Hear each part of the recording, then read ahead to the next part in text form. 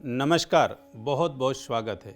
आइए आपको बताते हैं कि मकर संक्रांति में स्नान से पूर्व क्या करें और स्नान के बाद क्या करें। मकर संक्रांति में स्नान से पूर्व क्या करें और स्नान के बाद क्या करें, इस विषय में बात करते हैं। स्नान से पूर्व आपको करना क्या है। देखिए, जैसे मान लीजिए कोई व्यक्ति घर में स्नान कर रहा है और कोई व्यक्ति तालाब में या नदी में या सरोवर में स्नान कर रहा है, तो सब जगह की स्थिति अलग अलग है और पुण्य की प्राप्ति अलग अलग है। और इसका सबसे बड़ा जो महत्व है और सबसे ज़्यादा जो स्नान का महत्व है वो जो है तीर्थराज प्रयाग या गंगा स्नान कह लीजिए या सागर स्नान का है। और कहा भी गया है कि माघ मकर गति रवि जब होई आवहि पति आव सब कोई। तो कहते हैं कि माघ मकर गति, माघ में जब मकर राशि में सूर्य का प्रवेश होता है तब जाकर के जो है महाकुंभ लगता है प्रयाग में, महाकुंभ लगता है आपका उज्जैन में, महाकुंभ आपका लगता है हरिद्वार में, इस तरह से महाकुंभ लगता है आपका नासिक में। तो इस तरह से अलग अलग ये जो है महाकुंभ का कहा गया है। और हर 12 साल में महाकुंभ लगता है और हर 6 साल में अर्धकुंभ ही लगती है। तो स्नान से पूर्व क्या करना है, जैसे मान लीजिए जो नदी में हैं, गंगा में हैं, सरोवर में हैं, उनकी बात तो अलग है।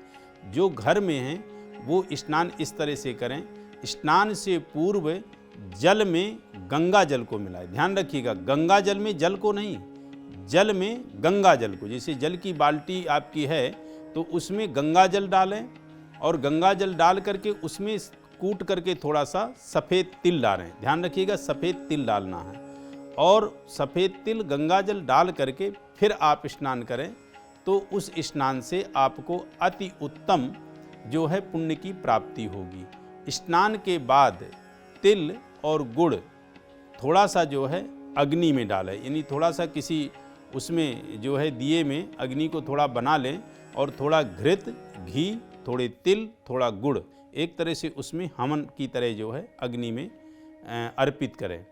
और उसके बाद आप जो है बाकायदे भगवान सूर्य नारायण को अर्घ्य दें। सबसे पहले अर्घ्य देना है। अर्घ्य देने के बाद फिर ये जो मैंने कहा कि अग्नि में तिल, गुड़ और घृत मिक्स करके डालना है। तो अर्घ्य आपको जो देना है वो भगवान सूर्य नारायण को देना है।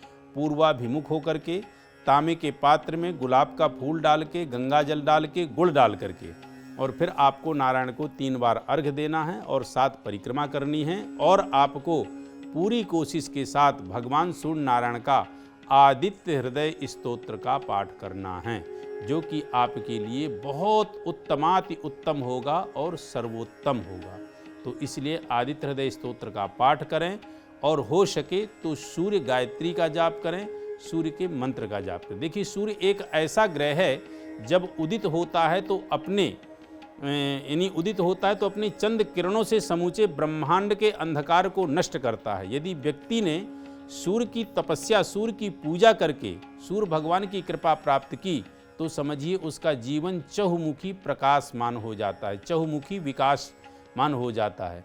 जितने भी नेता ये नेता हैं, राजनेता, इन राजनेताओं का सूर्य ही अच्छा हो जाता है। तो देखिए, महज कुछ ही समय में यानी 5 वर्षों में ये अपने आप को कितनी ऊंचाई प्राप्त कर लेते हैं। किसकी वजह से? सूर्य की वजह से। जो भी राजनेता जितनी उच्चस्थ पोजीशन पे होगा, निश्चित रूप से उसने सूर्य की स्थिति उनकी जन्म कुंडली में अच्छी होगी या सूर्य की उपासना उनने बहुत उत्तमाति उत्तम जन्म जन्मांतरों में की होगी।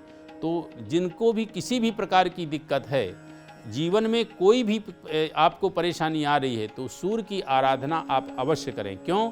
क्योंकि सूर्य सभी नवग्रहों में ग्रहों का राजा है, राजा धीराज हैं नवग्रहों के वो। तो इसलिए सूर्य की उपासना आप जरूर करें।